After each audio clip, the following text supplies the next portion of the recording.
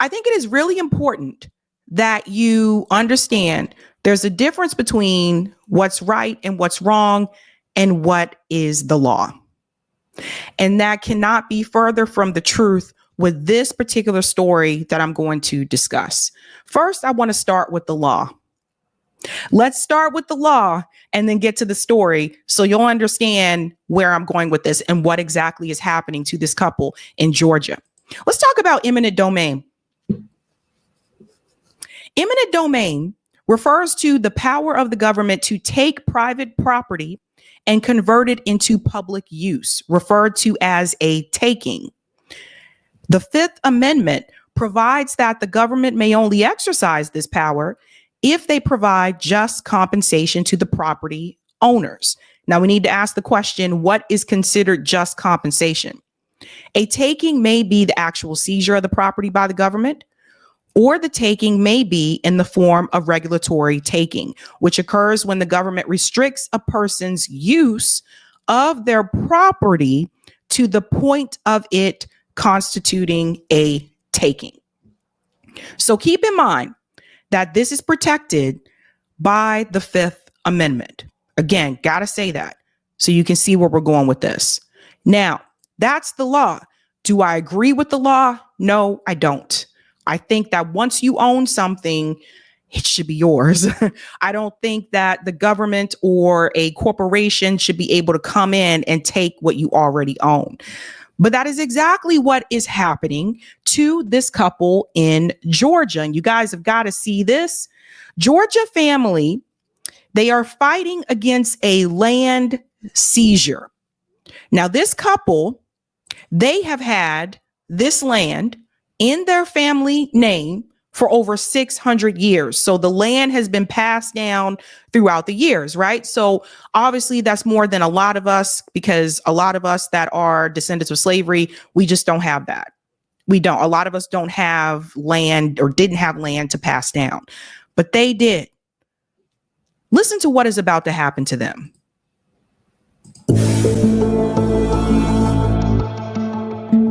Okay. Driving across their nearly 600 acres. Yeah, you can see a lot of trees over there. You see the tops of them. Never gets old for Blaine and Diane Smith. The history just as rich as the timber crops they've been farming. We used to go down there. It's a special rock that we like to sit on. Blaine's enslaved ancestors lived and worked on this Sparta land. Now, he and his wife own the very property. The family among the less than 2% of black farmers nationwide. My father farmed this land almost all of his life. My grandfather farmed it most of his life. He bought it back in the 1920s. During that time, he raised cotton, corn, peas, all kinds of vegetables. But it's still in the Smith family. Not one piece of it has gotten away. Until this September. State leaders decided parts of the Sparta land are no longer theirs. It's my property. You don't. Pause for a second. Thank you for the correction, Ms. Kiwi. 600 acres, not 600 years. I'm so sorry. They've had the land in the family since the 1920s. Thank you so much for that correction. All right, let's go back in. Have the right to take. But a private company does have the right to take it, according to the unanimous vote from the Georgia Public Service Commission. The agency, comprised of 5 elected officials, oversees eminent domain. Eminent domain, the right of a government or its agent to appropriate private property for public use with payment of compensation. In Georgia, the process starts by first condemning the site. The Georgia PSC members agreed private company Sandersville Railroad could legally condemn 9 properties in Sparta, including... Pause.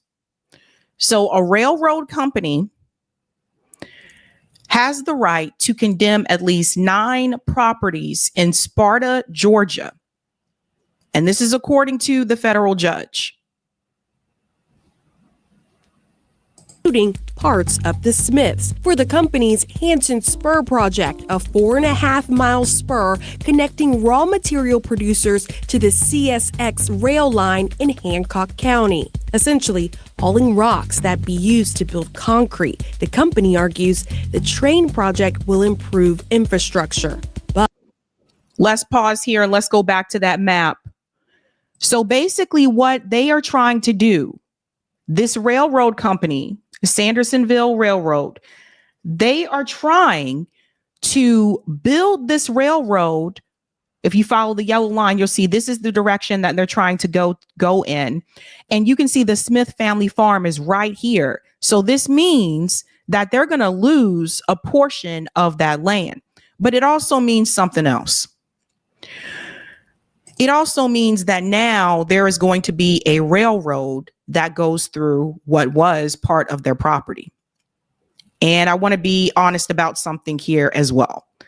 The reality is, if they ever wanted to sell that farm in the future, it may be difficult, because the reality is, folks, a lot of people don't want to live right next to a railroad. I know, I live next to train tracks. I lived in an apartment building many years ago with 3 roommates, and there was a train track right behind the building, and the train woke us up every night like clockwork. 3 o'clock in the morning, here comes that train. And a lot of people just don't want that. So that also makes me wonder if the property value would also decrease as well. Even the rest of the part that they would still legally own, it makes me wonder, would that make their property decrease in value? But the reality is, most people do not want to live right next to a damn railroad track. Raw material producers to the CSX rail line in Hancock County, essentially hauling rocks that be used to build concrete. The company argues the train project will improve infrastructure, but the Smiths feel railroaded. If you listen to the railroad folks, they say you're keeping your land. We're just taking a little piece of it. To me, we've got somebody who's coming through it like they are. They're devaluing it. They're defacing it. They're creating hazards through it. They are just one of at least a dozen local eminent domain cases in recent years, from Atlanta to Newton County. Current statistics are few and fragmented, but Atlanta News First Investigates found nationwide data. A 2007 study revealed when eminent domain was used for private development, it most often impacted areas where more than half of the community was made up of people of color. Nearly half of the area's population sat below the poverty line. So that part right there is really important, because most of these eminent domain areas are areas where, as they say here, people of color, but I would also add predominantly Black areas. So once again, what this means is that they would lose part of their wealth. And I have to ask this question, because if we're really thinking about it, because eminent domain still does exist and it is legal and apparently protected within the Fifth Amendment, do we really own what we think we own? Do we really own the land that we think that we own? Because if a corporation can come in and say, we need this part of your property to build such and such, and we'll just give you this compensation, do we really own the land if part of it can be taken away? And if we don't really own the land, then technically that would still make us tenants. That's something we really need to start asking. We really need to think about. Do we really own the land just because it says we're the property owner, if the government can give the clearance for a corporation to come in and take part of it away? What do we really own? And to go along with that, this is how people lose generational wealth. This isn't the first story with a similar situation where I've discussed this before. 2 years ago, I covered a story about a 92-year-old grandmother in South Carolina that was being sued by a real estate development company because they wanted to take her land to build luxury condos on the land. Similar situation with the Smiths, where the land had been in her family throughout generations, and they sued her. She wasn't suing them. They were suing her. They were stealing the land from that woman. Like, this is insane. These are some of the ways that Black families over generations have lost their wealth. I always mention the '08 housing crisis. That was a big part of it. But it's also issues like this.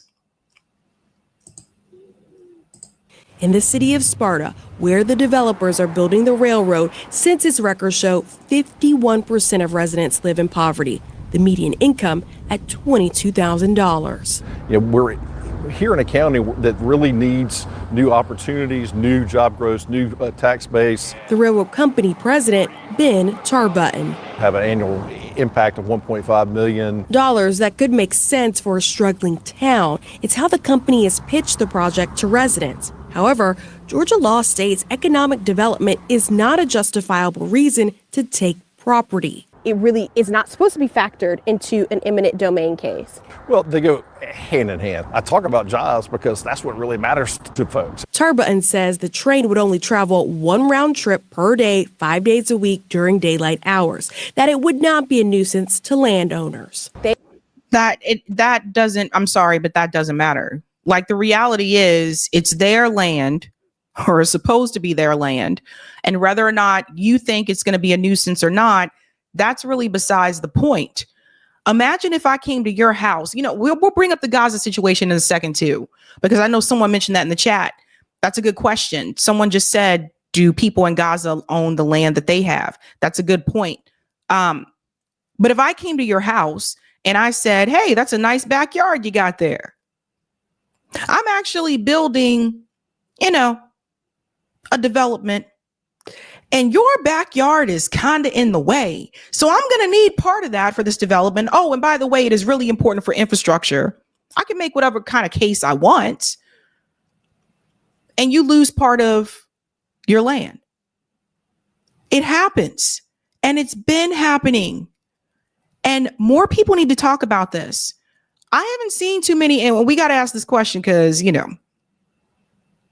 as much as people say that they're progressive and they care about progressive issues, I haven't seen white progressives cover this story.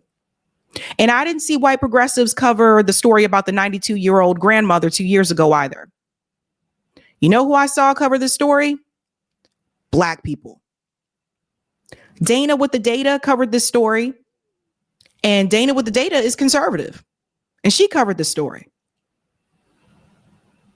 Mark Lamont Hill covered this story. So I think we need to start asking some questions, because my whole thing is like, oh, you want us to come out when you need us to help get the vote, but you don't want to talk about any of these issues that directly impact Black communities. You're nowhere to be found, but you want us to come out and vote for those politicians who are allowing these things to happen and aren't doing anything in those Black communities.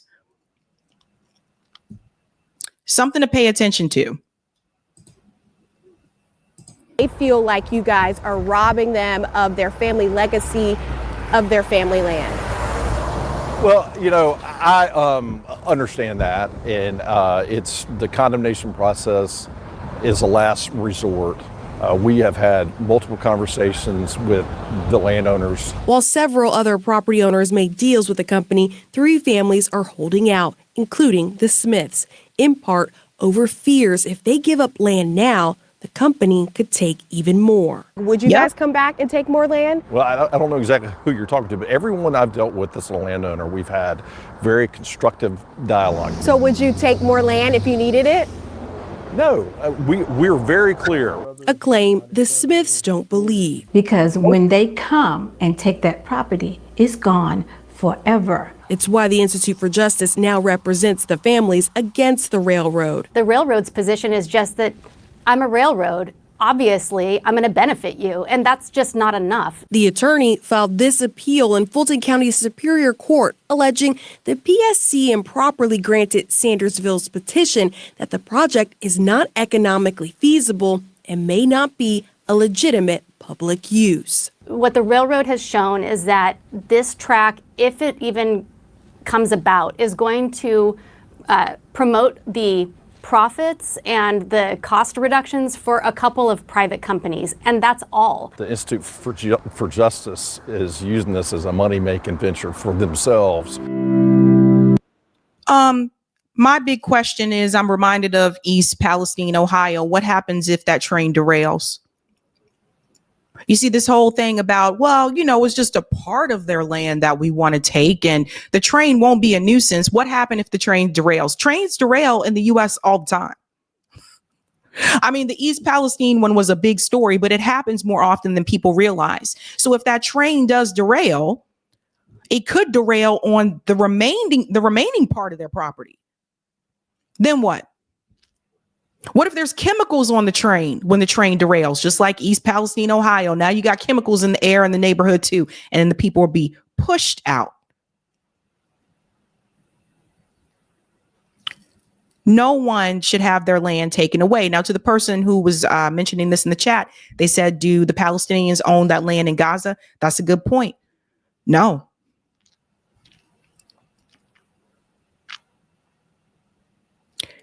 As much as we've talked about Gaza and the West Bank and about Israel stealing their land, I thought it was important to cover the story because I want you to realize it happens in the United States too.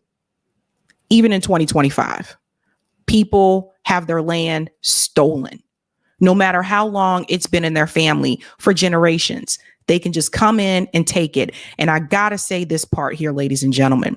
This is why, one of the reasons why I push back on that pull yourself up by your bootstraps theory. This is why I never co-sign that. Number one, everybody don't have boots or straps. Number two, most people do not get out of poverty, despite what people may tell you. They usually point to one person who made it. The majority don't. Poverty is a cycle that is very hard to break. That's just a reality.